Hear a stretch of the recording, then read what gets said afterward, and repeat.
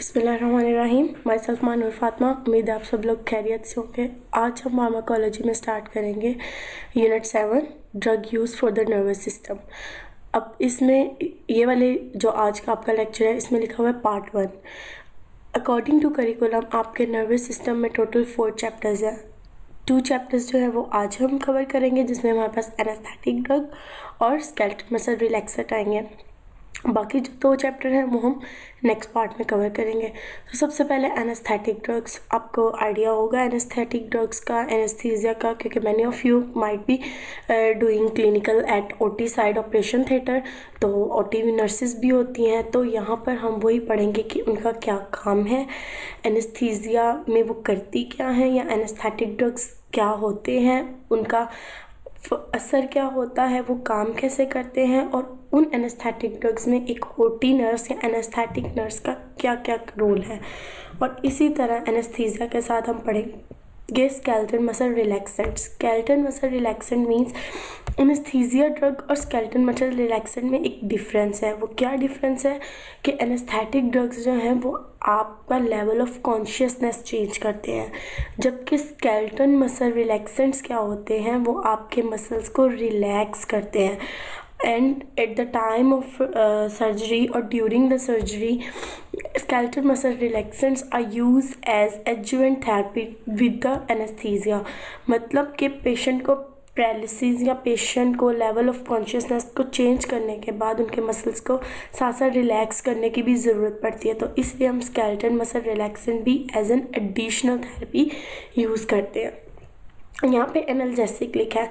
ये तो आपने मतलब लास्ट लेक्चर में पढ़ लिया कि एनाल्जेसिक क्या होते हैं, उनका क्या क्या मैकेनिज्म ऑफ एक्शन है, लेकिन उसमें हमने पढ़ा था एडजुवेंट कॉम्बिनेशन। मींस कि हम दूसरे जो मेडिसिन हैं उनको भी, जिसमें हमारे पास एक लोकल एनेस्थीसिया भी आते हैं जो कि एनाल्जेसिक के तौर पर यूज़ होते हैं। इसके अलावा हमारे पास कुछ एंटी कन्वर्जेंट्स भी आते हैं जो आप नेक्स्ट डिटेल में पढ़ोगे, जो कि पेन रिलीवर के तौर पर यूज़ होते हैं। तो इस चैप्टर के अब हम चलते हैं ऑब्जेक्टिव्स की तरफ कि आपने इनमें पढ़ना क्या क्या है। इसमें सबसे पहले आप पढ़ोगे by the completion of this section learner will be able to define the term anaesthesia, कि एनेस्थीसिया क्या होता है और एनेस्थेटिक एजेंट्स क्या होते हैं, कि एनेस्थीसिया क्या है और एनेस्थेटिक एजेंट्स क्या हैं। ठीक है, उसके बाद आप डिफरेंट टाइप्स पढ़ोगे कि एनेस्थीसिया के जैसे ऑपरेट होता है पेशेंट का, तो कहते हैं ना बेहोशी क्या दवाई दी है या उसकी कमर में टीका लगा है, इस तरह के आप कॉमन टर्म्स जो होते हैं वो सुनते हैं। तो आज हम पढ़ेंगे कि वो कॉमन टर्म्स किस चीज़ को आइडेंटिफाई करती हैं, किस चीज़ की तरफ जो है इशारा करती हैं कि ये वाला है तो इसे हम बेहोशी कहेंगे, ये वाला है तो इसे हम कमर का टीका कहेंगे या इसे हम लोकल कहेंगे। तो इसी तरह जब एक पेशेंट अंडर सर्जरी होता है, जैसे हम कहते हैं अंडर कर रहे हैं अभी पेशेंट को, तो कुछ स्टेजेस के अकॉर्डिंगली सर्जरी होती है। तो हम आज वो स्टेजेस पढ़ेंगे। जैसे सबसे पहले हम पेशेंट को जब एनेस्थीसिया लगता है तो उसका पेन लेवल डिक्रीज़ होता है, उसके बाद आहिस्ता आहिस्ता उसका लेवल ऑफ कॉन्शियसनेस डिक्रीज़ होता है। लेवल ऑफ कॉन्शियसनेस डिक्रीज़ होने का क्या मतलब है कि उसकी बॉडी के रिस्पॉन्स डाउन जा रहे हैं, जिसमें प्लांटर रिफ्लेक्स हो सकता है, जिनमें कॉर्नियल हो सकता है, जिसमें गैग हो सकता है। तो वो अकॉर्डिंग टू स्टेजेस डिवाइड किया गया है। इसी तरह फिर हम पढ़ेंगे कि जनरल एनेस्थीसिया या लोकल में क्या फ़र्क है। जो मैंने आपको अभी बताया कि एक बेहोशी का होता है और एक कमर का टिक्का होता है, तो आप वो डिफरेंस पढ़ेंगे। फिर हम पढ़ेंगे कि जो लोग एनेस्थीसिया में काम करते होंगे उन्हें तो पता होगा प्रोपोफोल, केटामाइन, आइसोफ्लोरिन, ये कॉमनली यूज एजेंट है। तो हम इनके बारे में पढ़ेंगे कि ये एजेंट किस क्लास के अंडर आते हैं। इसका अगर प्रोपोफोल है तो वो क्या है, और अगर कोई और ड्रग है तो वो क्या है।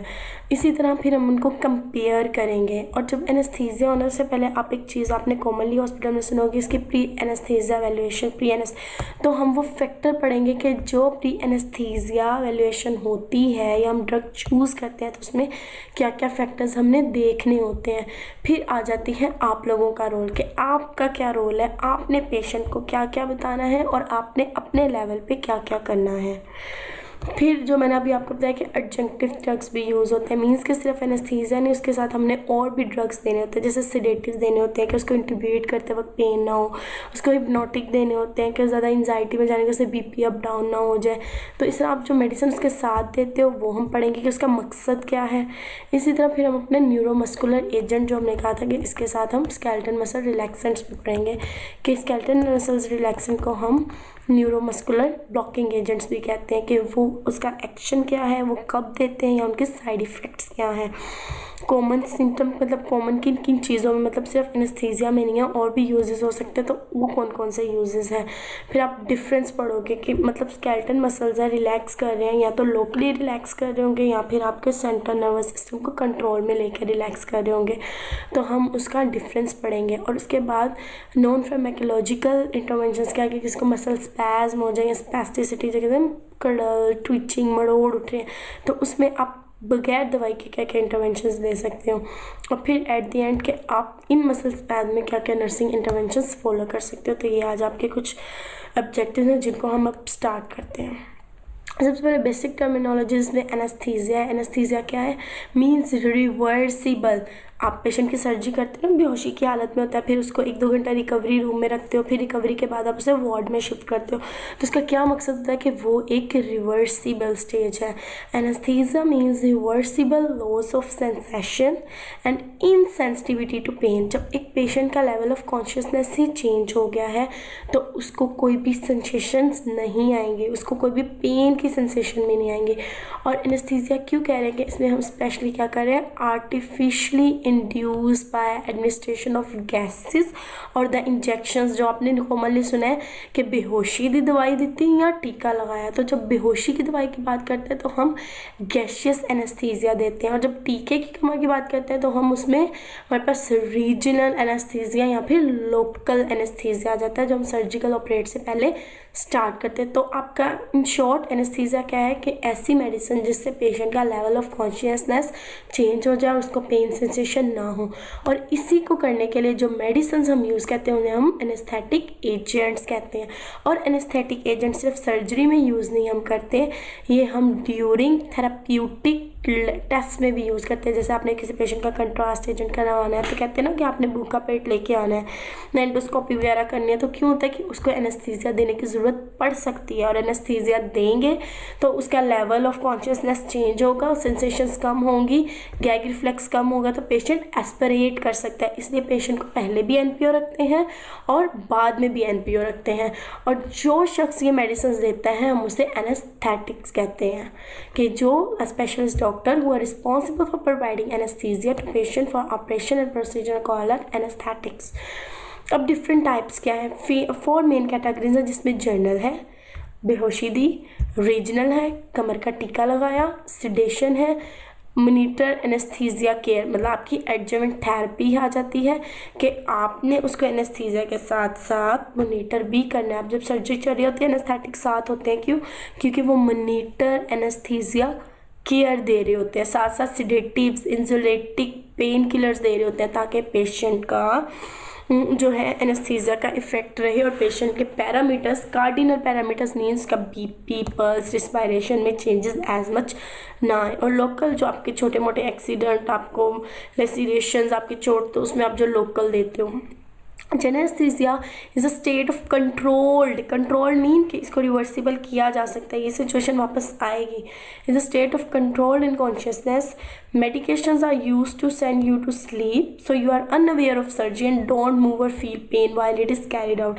जनरल एनेस्थीसिया में क्या होता है कि आपकी पूरी बॉडी पैरालाइज्ड हो जाती है, पूरी बॉडी इंसेसेशनल हो जाती है, उस पूरी बॉडी को कोई भी अवेयरनेस नहीं होती है कि आपके साथ क्या हो रहा है क्या नहीं हो रहा है। रीजनल क्या है, ए टेम्परेरी लॉस ऑफ फीलिंग्स और awareness in a part of body. इसमें क्या है, आपका पार्ट ऑफ बॉडी है, और लोकल में स्मॉल एरिया है, मतलब अगर सर पे चोट है तो सिर्फ सर वाला थोड़ा सा वही एरिया, हाथ पे चोट है तो पूरा हाथ नहीं जाएगा, सिर्फ हाथ वाला वो एक छोटा सा एरिया। लेकिन आपके रीजनल में क्या होता है, वो पूरी एक टांग या पूरी एक बाजू जो है वो आपकी under the effect of anaesthesia या टेम्परेरी लॉस ऑफ सेंसेशन में चली जाती है। उसके बाद सिडेशन है। सिडेशन में आपके क्या आता है, sedation sometime called the monitored anaesthesia care. Monitored anaesthesia care क्या होती है, type of anaesthesia service in which an anaesthesia clinician या anaesthetic continuously monitor and supports the patient vital function. वो उसको मॉनिटर कर रहा है, बीपी अप डाउन तो नहीं हो रहा, हार्ट बीट कम या ज़्यादा तो नहीं हो रही, कम हो रही है तो आप फ़ौरन एड्रेनालिन AD10 देते हो। ठीक है, AD10 मीन्स कि आपने उसको 10 में डिल्यूट किया, फिर उसके 1 cc निकाल के फिर 10 में डिल्यूट करके पेशेंट को दिया। ठीक है, और इसी तरह आप उसका हमेसिल वगैरह या इस तरह अटैच कर देते हो कि वो पेशेंट का BP या जो उसकी हार्ट बीट है उसमें कोई फ़र्क ना आए। और इसी तरह पेशेंट को पेन ना हो तो नेल्बिन वगैरह आप एंजोलिटिक्स वगैरह यूज़ करते हो। Local temporary loss of feeling in one small area and that is part of the body cause by special drugs called anaesthetics, जिसमें आप मोस्ट कॉमन ज़ाइलोकेन यूज़ करते हो। The patient is awake, patient जाग रहा होता है लेकिन no feeling in that area जिसमें एनेस्थीसिया लगाया होता है। इस तरह आपकी अब स्टेजेस जो मैंने आपको कहा था कि पहले उसका कॉन्शियस लेवल थोड़ा सा होगा लेकिन पेन फील नहीं होगी, फिर उसका Aahista Aahista conscious level down होगा, फिर उसके बाद उसके थोड़े थोड़े जो रिस्पॉन्सेज है वो डाउन हो गए, एट दी एंड उसका कार्डियोवास्कुलर और रिस्पिरेटरी सेंटर्स पे इफेक्ट आएंगे। अब ये स्टेजेस के सबसे पहले स्टेज को, and this is most important, ये आपके लिए बहुत ज़रूरी है। स्टेज 1 में analgesia state, patient is conscious, patient conscious है and rational with the decrease perception of pain. अब भी पेशेंट को इंडक्शन, ओके, स्टेजेस के बाद कुछ फेजेस भी हैं। इंडक्शन जिसमें वो एनेस्थीसिया लगाते हैं शुरू से जब तक वो लग चुका है। मेंटेनेंस जिसमें उन्होंने पेशेंट को अंडर ऑब्जर्वेशन रखना होता है, सब चीज़ें। और रिकवरी मतलब स्टॉप कर देना, अब उसको 1-2 घंटे रिकवरी में रखना है आपने, पेशेंट को ऑब्जर्व करना है कि कोई एनेस्थेटिक इफेक्ट तो साइड इफेक्ट्स तो नहीं आए। तो ये आपकी फेजेस हैं, induction, maintenance and recovery are the phases while analgesic state, delirium state, surgical anaesthesia and medullary depression are the stages. Analgesic state में क्या है, पेशेंट कॉन्शियस होता है, रैशनल होता है जिसमें परसेप्शन कम हो जाती है। स्टेज 2 में क्या है, पेशेंट अनकॉन्शियस है, अब पेशेंट यहाँ पे जाग रहा था लेकिन पेन सेंसेशन कम हुई। स्टेज 2 में क्या हुआ कि पेशेंट अनकॉन्शियस होने लग गया है, आहिस्ता आहिस्ता उसके सारे रिफ्लेक्सेस डाउन होने लग गए हैं, ब्रीथिंग भी चेंज होने लग गई। अब surgical anaesthesia mean surgery start हो गया, अब मस्कुलर रिलैक्सेशन भी देंगे वो लोग, रिलैक्सेंट्स भी यूज़ करेंगे और अनेबल टू प्रोटेक्ट एयरवे क्योंकि उसके रिफ्लेक्सेस चेंज हो रहे हैं उसके। तो अब उसको फ़ौरन आपका जो है आपको वेंट की ज़रूरत, इंट्यूबेशन की ज़रूरत पड़ेगी कि आप फ़ौरन उसे कर दें, otherwise patient will not respond to that surgery in very good manners. Medullary depression में क्या होता है, there is depression of cardiovascular, इस पर यहाँ पे पेशेंट बिल्कुल पैरालिटिक स्टेज में होता है कि हर एक्टिविटी स्टॉप हो चुकी है।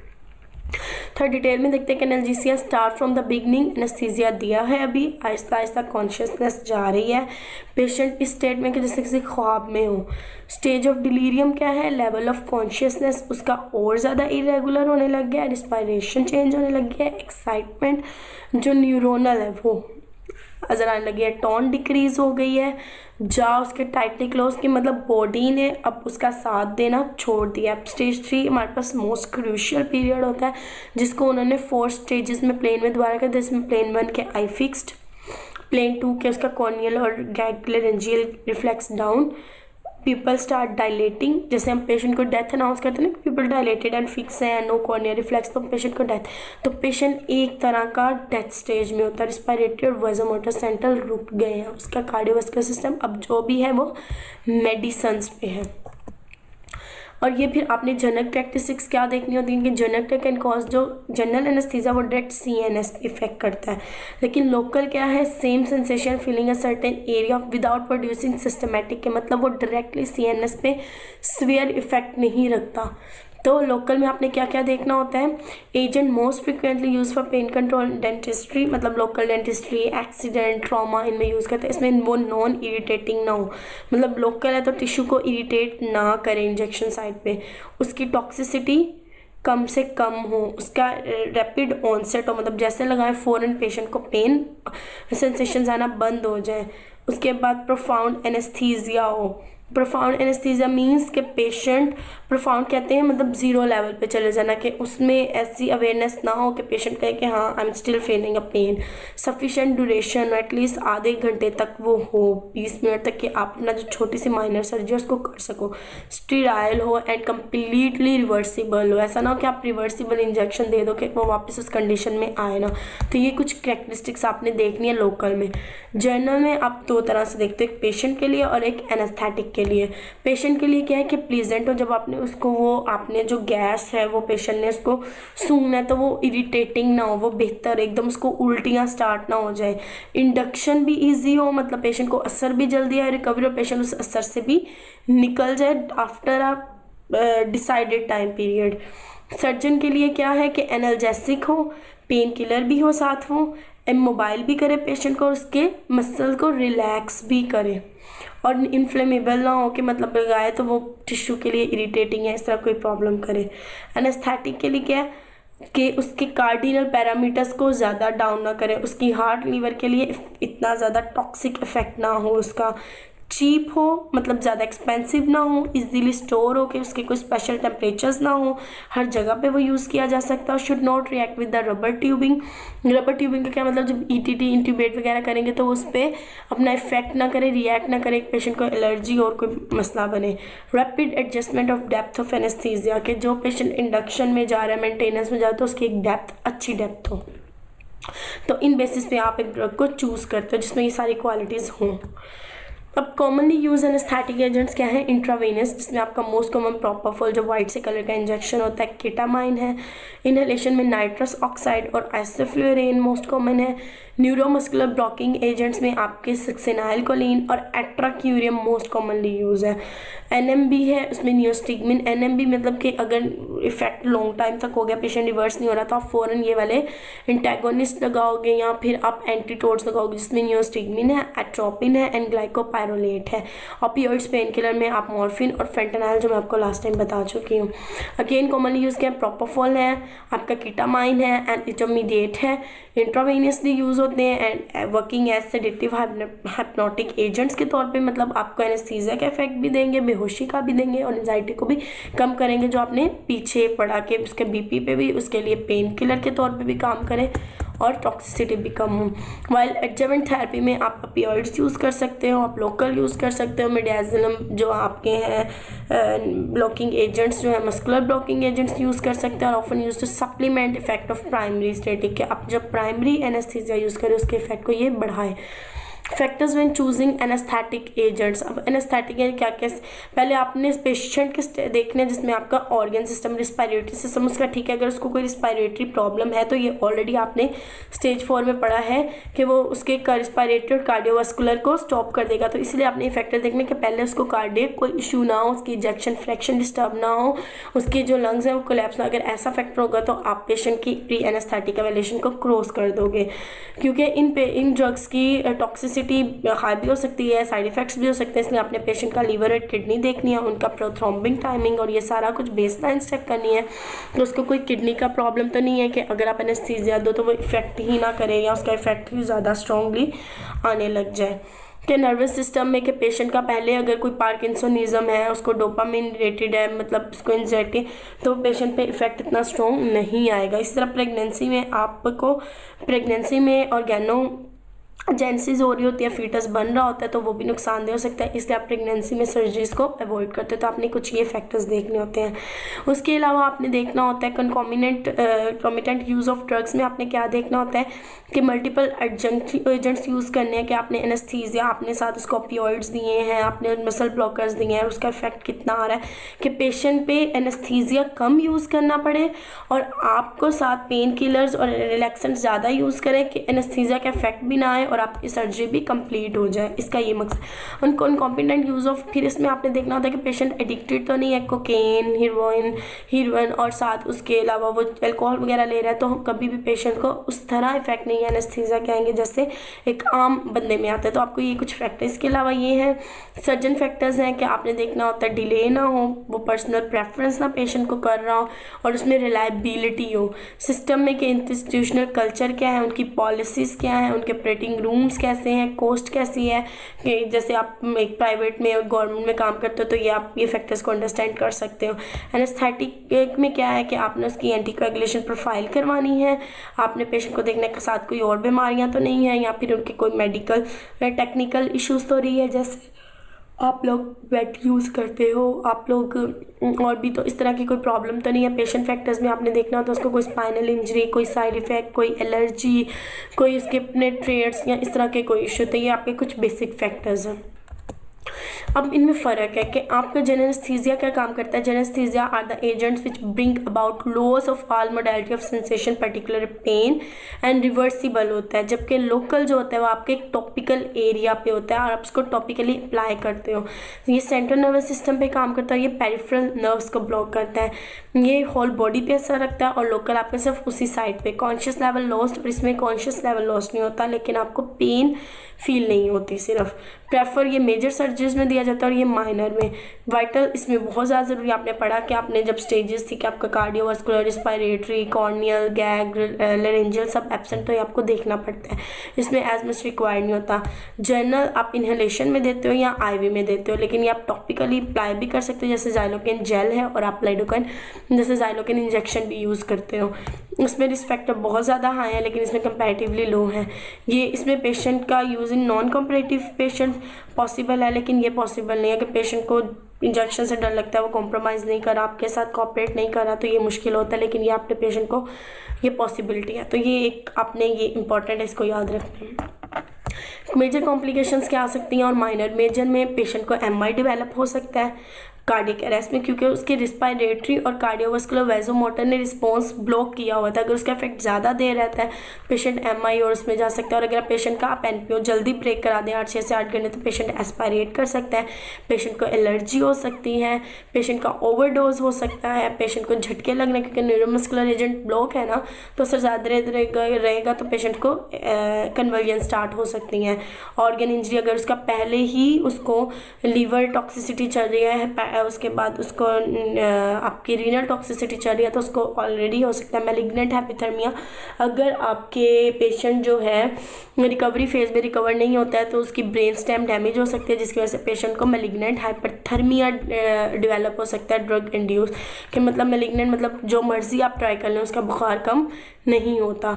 माइनर में एयरवे ऑब्स्ट्रक्शन ईटीटी पास करते हो सकती है। ऑपरेट के बाद नोजिया वॉमिटिंग होती है, उसको फील, क्योंकि एनेस्थीसिया का असर होता है।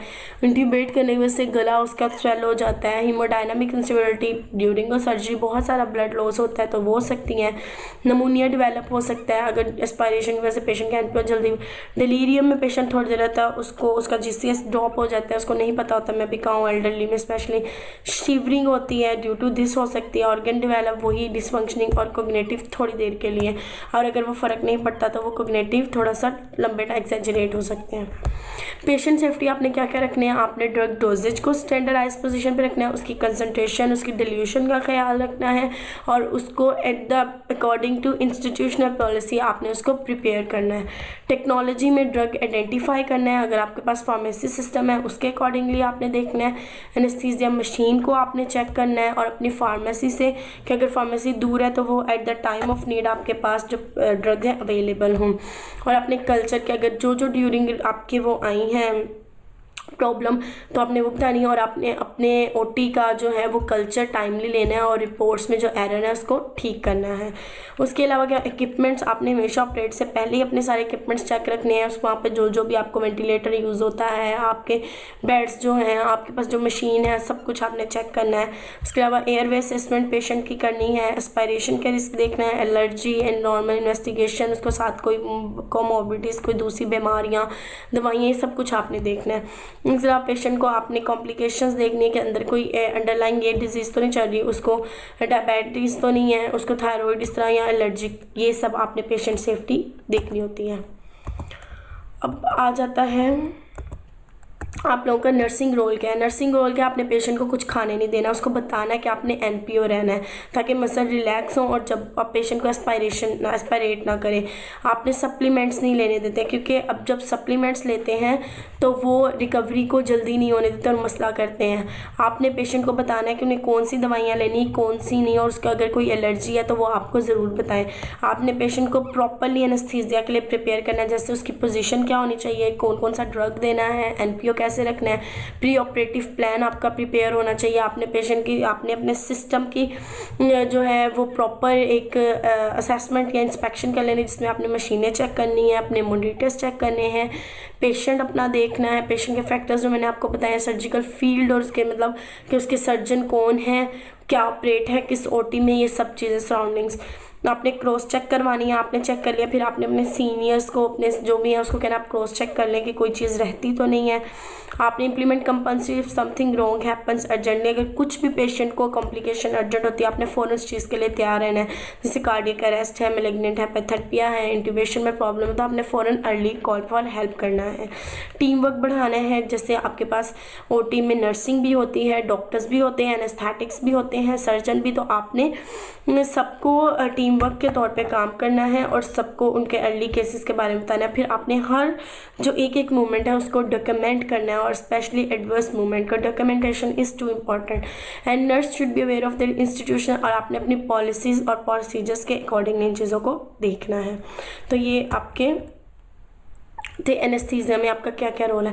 अब आप क्यों एडजंक्टिव थेरेपी यूज़ कर रहे हो, ऑपरेशन से पहले आप क्यों पेशेंट को ये जो है एंजियोलिटिक्स या सेडेटिव्स दे रहे हैं, ताकि पेशेंट का डिग्री ऑफ स्ट्रेस कम हो, क्योंकि स्ट्रेस ज़्यादा होगा बीपी और हार्ट रेट चेंजेस आएंगे, पेशेंट जो है कई बार आपका इस वजह से भी ऑपरेशन डिले हो जाता है।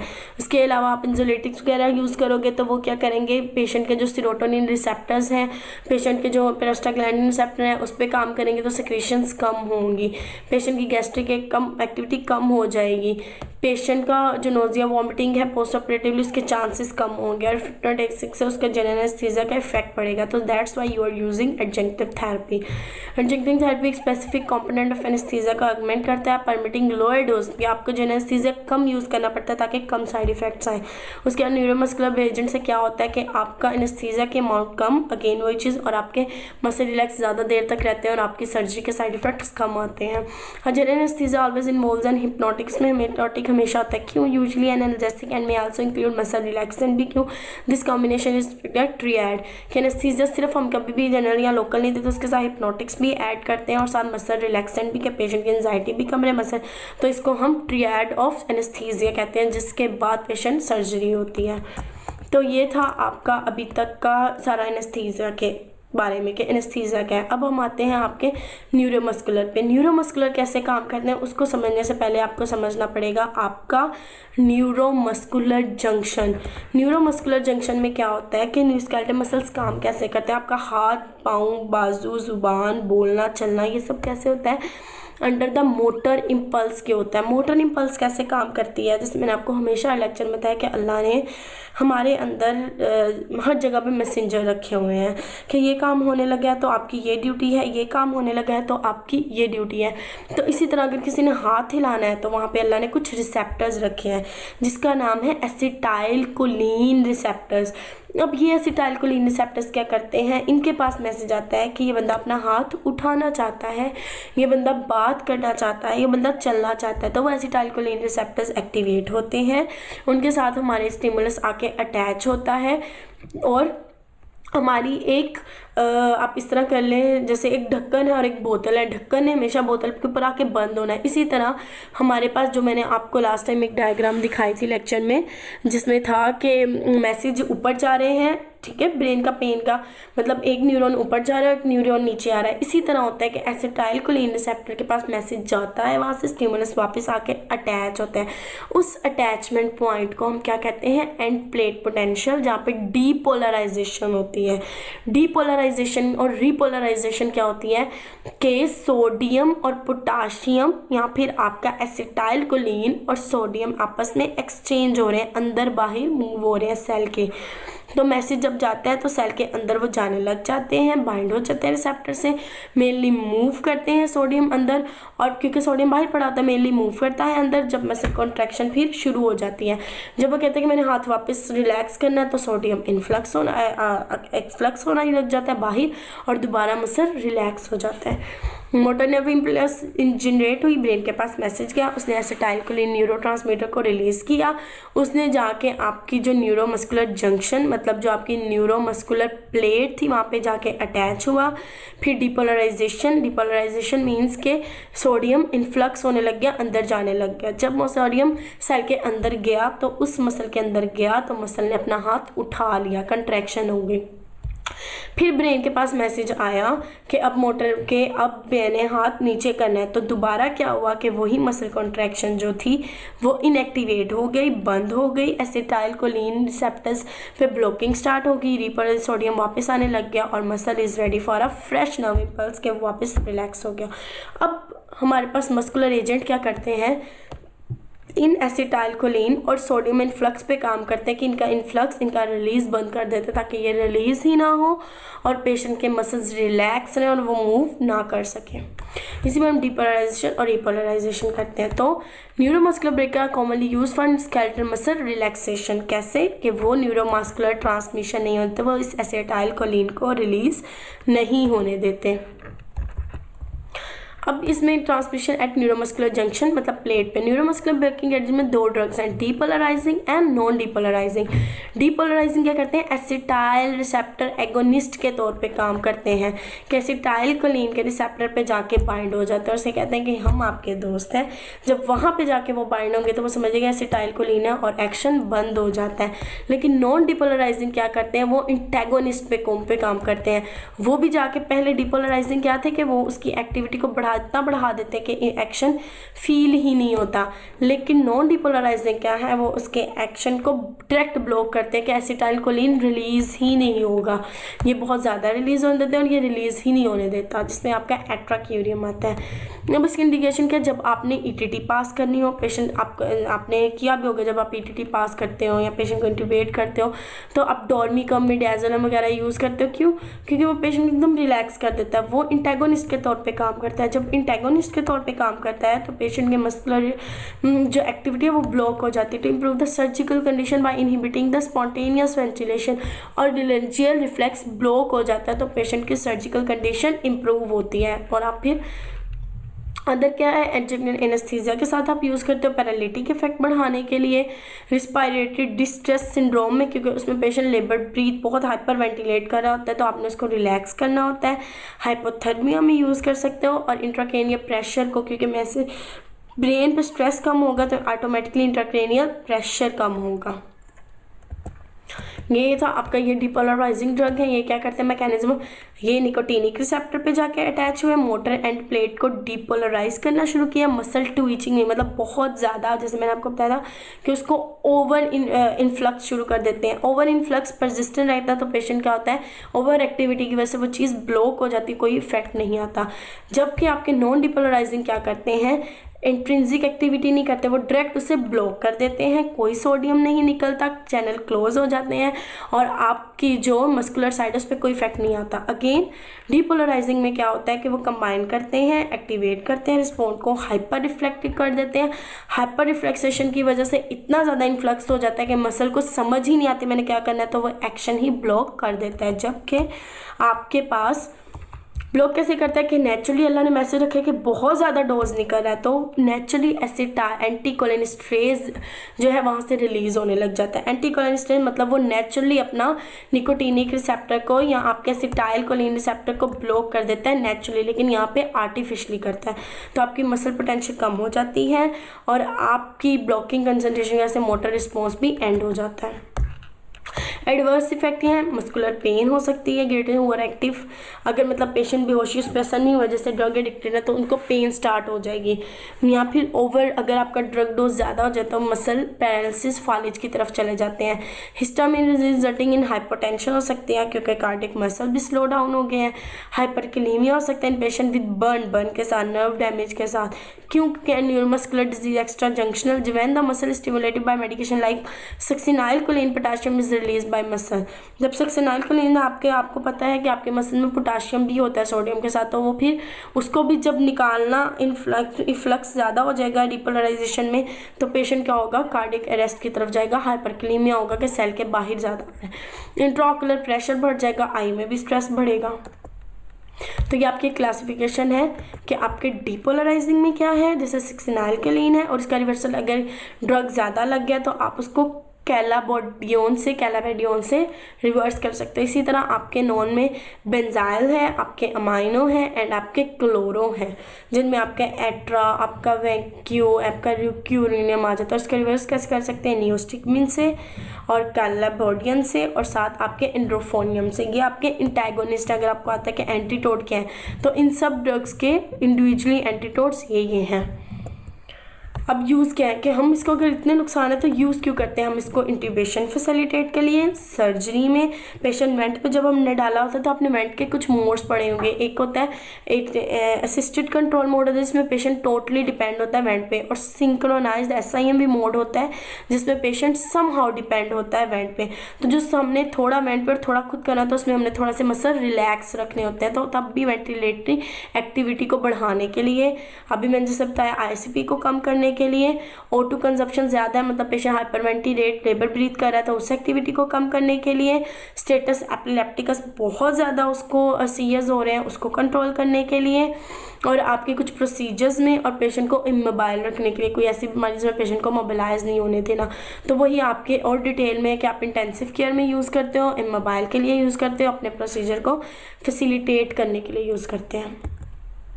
अब इसके इफेक्ट एडवर्स इफेक्ट क्या हो सकते हैं? एनाफिलेक्टिक जो मैंने आपको बताया था, हिस्टामिन रिलेटेड एक्टिविटी होगी, कार्डियोवास्कुलर मतलब आपके मसल रिलैक्स हो जाएंगे तो कार्डियोवास्कुलर एक्टिविटी सीरियस। अब जब आप डीपोलराइजिंग यूज़ कर रहे हो तो वो क्या करता है? एसिटाइलकोलिन को बढ़ा देता है, तो वो इतना ज़्यादा जब सोडियम इन्फ्लक्स होगा तो पेशेंट को झटके भी पड़ना शुरू हो सकते हैं। उसके बाद टैकीफाइलेक्सिस हो सकता है, मतलब आपका एनाफिलेक्टिक शॉक में टैकीकार्डिया, टैकीपनिया डेवलप हो सकता है, पेशेंट को क्वाड्रिप्लेजिक मतलब उसके आदि मतलब चारों लिम्स उसके जो है वो उसमें जा सकते हैं। प्लेजिया में पेशेंट को इमोबिलिटी हो सकती है, और कई बार जब कॉर्निया रिफ्लेक्स एब्सेंट होगा, ड्राइनेस रहेगी तो अल्सर्स भी हो सकते हैं। उसके अलावा कुछ और आम है जिसमें पेशेंट डिजी होगा, इरिटेबल होगा, उसको सर दर्द होगा। एसिटाइलकोलिनेस्ट्रेस जो है वो आपके क्या करता है कि आपके ब्लॉक कर देता है ना एक्टिविटी को, तो माउथ ड्राई होगा, उसकी सेडेशंस कम हो जाएंगी, जो भी उसकी सलाइवेशंस हैं वो डिक्रीज होंगी तो माउथ ड्राई होगा और उसका BP भी कम होगा। तो ये आपके पास है कुछ नॉन डिपोलराइजिंग में लॉन्ग एक्टिंग होते हैं, इंटरमीडिएट जो ज़्यादा देर असर रखता है जिसमें पेनक्यूरेनियम है, आपका इंटरमीडिएट में विक्रोनियम है और शॉर्ट में आपका मीवाक्यूरेनियम है। इसका मैकेनिज्म वही मैंने आपको जो बताया था कि ये क्या करता है, निकोटिनिक रिसेप्टर को टोटली ब्लॉक कर देता है जिसकी वजह से मसल कॉन्ट्रैक्शन ही नहीं होती। ये एक डिफरेंस है कि ये क्या काम करते हैं आपके depolarizing neuromuscular block are non competitive skeletal muscle relaxer that act as acetylcholine agonist, मतलब एसिटाइलकोलिन की एक्टिविटी को बढ़ा देते हैं ये, लेकिन ये इंटेगोनिस्ट के तौर पे काम करते हैं, कम कर देते हैं।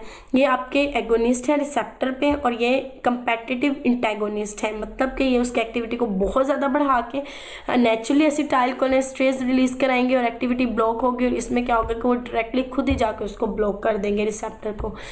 इसमें नॉन कंपेटिटिव है, ये कंपटीशन उसे करते हैं, जनरेशन ऑफ एक्शन पोटेंशियल इसमें ज़्यादा हो सकता है, इसका कम होता है। ये डिपोलराइजिंग एजेंट है और ये नॉन डिपोलराइजिंग पेरिफेरल पे काम करते हैं, बाइंडिंग टू ये बाइंड करते हैं रिसेप्टर से और ये बाइंड नहीं करते, मतलब ये रिसेप्टर के साथ बाइंड करके एक्टिविटी को बढ़ाते हैं और ये इसको डायरेक्ट ब्लॉक कर देते हैं कि उसकी जगह पे जाके काम नहीं करते। इसमें opening of sodium channel will not be open और इसमें चोनियल चैनल ओपन होता है, मतलब इन्फ्लक्स इतना ज़्यादा कि वो फटने पे आ गया और यहाँ पे क्या हुआ है कि एक्टिविटी कम होगी, जैसे इसमें सक्सिनाइल है और इसमें आपका पेपरक्रीनियम है। नॉन फार्माकोलॉजिकली आप कैसे पेशेंट की हेल्प कर सकते हो? अगर उसको मसल ट्विचिंग हो रही है आप उसकी स्ट्रेचिंग एक्टिविटी कराओगे, मतलब आप उसको प्रोलॉन्ग स्ट्रेचिंग करवाओगे, मतलब उसके जो मसल्स हैं आहिस्ता आहिस्ता उसको मूव करा के एक पोजीशन में रखोगे, फिर 30 to 60 सेकेंड्स में कोल्ड पैकेजेस आप यूज़ कर सकते हो। बायोफिट टेक्निक में क्या होता है, आप उनको ऐसी टेक्निक्स खाओगे जिन पर उनका थोड़ा सा बॉडी पे कंट्रोल, मतलब आप अपना हार्ट रेट कंट्रोल कर सकते हो, अपनी ब्रीथिंग कर सकते हो इस तरह। और कुटीनियस में क्या होता है कि आप उनको हल्का हल्का करंट दोगे कि उनकी बॉडी में इलेक्ट्रिकल स्टिमुलेशन होती रहे। रेंज ऑफ मोशन बढ़ाएंगे, मतलब पोस्ट सर्जिकली आप उनको आहिस्ता आहिस्ता एक्टिविटीज़ देंगे। कोग्निटिव बिहेवियर थेरेपी में आप क्या करेंगे, talking therapy that can help you, आप पेशेंट के साथ बात करोगे, उसे समझाओगे, निगोशिएट करोगे। कुछ जूसेस हैं, मेडिसिन हैं, the stretches will only reduce the tone, और लेकिन ये टेम्पोरेरीली हेल्प आउट करते हैं। जैसे ये फिजिकल थेरेपी जिसमें मैंने आपको प्रोलॉन्ग स्ट्रेचिंग, उसके ऑक्यूपेशनल थेरेपी, CBT सिखा रहे हैं, उसे रेंज ऑफ मोशन बता रहे हैं, स्पीच थेरेपी सिखा रहे हैं कि पेशेंट आहिस्ता आहिस्ता बोलना शुरू करें, और कास्टिंग वगैरह अप्लाई करते हैं। अब आपकी नर्सिंग उसमें क्या है, नर्सिंग में वाले से आपने क्या करना है, आपने हीट एप्लीकेशंस, पेन किलर्स देने हैं, अगर उसको करते हुए पेन हो रहा है आपने उसको पोजीशनिंग मतलब उसको बतानी है, रिलैक्स पोजीशनिंग कौन सी है, एक्टिव एक्सरसाइजेस खानी है। ओके, एक एक्टिव है, एक पैसिव। एक्टिव एक्सरसाइज बोलते हैं जिसमें मसल कॉन्ट्रैक्शन, जैसे आपने अपनी बाजू को हिलाया तो आपको मसल्स फील होते हैं, मूव करते हैं। और पैसिव जैसे आप अपनी उंगलियों को हिलाया, इसमें मसल्स मूव नहीं कर रहे हैं आपके, इसमें आपके टेंडन मूवमेंट हो रही है कि मसल्स को नहीं है लेकिन आपकी उंगलियां मूव कर रही हैं। आपने वही जो इलेक्ट्रिकल स्टिमुलेशन, थोड़ा थोड़ा करंट देना है, आपने उसकी पोजीशन मैनेजमेंट करनी है, आपने उसको फिर से प्लेट्स वगैरह या कास्टर्स अप्लाई कर देने हैं, स्ट्रेचेस उसको सिखाने हैं, मतलब जो आप उनकी होती हैं बैसाखियाँ वगैरह। और आपने अगर सीरियस होते हैं तो आपने उनको बताना है फ़ौरन, उसको कंट्रोल करना है पेशेंट की, आपने असेस करते रहना है रेंज ऑफ मोशन को, पोस्चर को, उसको हेड और ट्रंक जो है आपने वो सिखानी है। Be alert of new seizures, आपने पेशेंट को ऑब्जर्वेशन रखने कि कोई सीजर्स एक्टिविटी डेवलप ना हो। तो ये आज का सारा आपका चैप्टर था जिसमें हम लोगों ने बेसिकली पढ़ा आपके नर्वस सिस्टम, जिसमें आपने 2 इसमें टॉपिक कवर किए, आपके neuromuscular relaxants and anaesthesia. Anaesthesia में आपने पढ़ा एनेस्थीसिया क्या होता है, एजेंट्स क्या होते हैं, एनेस्थीसिया लगाने वाले को हम क्या कहते हैं, फिर उसकी कैरेक्टरिस्टिक के किन बेसिस पे हम सिलेक्ट करते हैं, उसकी क्लासिफिकेशन के कौन कौन से होते हैं, फिर उसके साइड इफ़ेक्ट्स और उसको रिवर्स कैसे कर सकते हैं, उसमें फिर नर्सिंग इंटरवेंशंस क्या, इस तरह मस्कुलर एजेंट्स क्या हैं, वो उसको कब कब यूज़ करते हैं, उनके साइड इफ़ेक्ट्स क्या हैं, उसमें नर्सिंग रोल्स क्या है और उसके मैकेनिज्म ऑफ एक्शन क्या है। मैकेनिज्म ऑफ एक्शन में आपने 2 चीज़ें पढ़ी, डिपोलराइजिंग होते हैं और नॉन डिपोलराइजिंग होते हैं। डिपोलराइजिंग वाले आपके एसिटाइलकोलिन रिसेप्टर्स के जाके अटैच करते हैं, इन्फ्लक्स एक्टिविटी को बढ़ा देते हैं और फिर नेचुरली एसिटाइलकोलिन स्ट्रेस रिलीज होता है और उसकी एक्टिविटी को ब्लॉक करता है। जबकि नॉन वाले क्या करते हैं, डायरेक्टली आपके एसिटाइलकोलिन रिसेप्टर्स को ब्लॉक कर देते हैं और एक्टिविटी को रिड्यूस कर देते हैं। सो आई होप सो आपको ये लेक्चर समझ आया होगा और इसमें कोई भी problem you can contact us and hope you all will be fine again. Thank you.